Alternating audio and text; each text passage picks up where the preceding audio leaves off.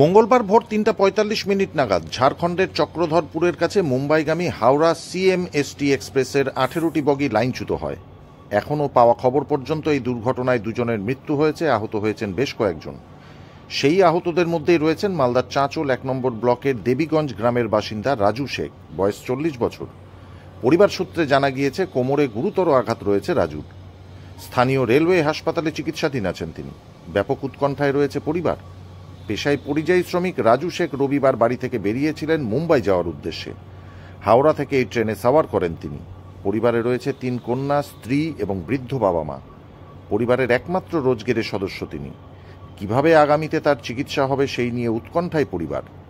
চিকিৎসার জন্য সরকারি সাহায্যের আবেদন জানাচ্ছেন পরিবারের লোকেরা।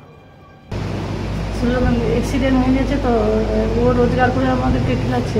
সরকার থেকে চাইছি যে ট্রিটমেন্ট করে টাকা দেবে। শরীরের কি অবস্থা?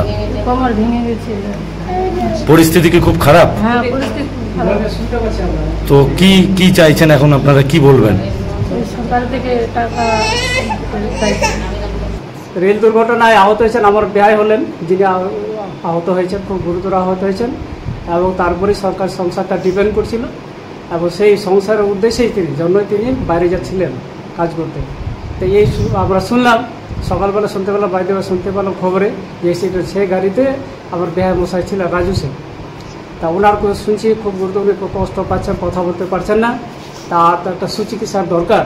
এই জন্য আমরা সরকার কাছে প্রেয়ার করছি, আবেদন করছি ওনার সুচিকিৎসার জন্য, ভালোভাবে যেন সুস্থ করে, এবং সেই সুস্থ করে যেন সংসারটা সুষ্ঠুভাবে পরিচালনা করে, এটাই আমরা সরকার কাছে আবেদন করছি। ব্যুরো রিপোর্ট, সংবাদ বাংলা টিভি।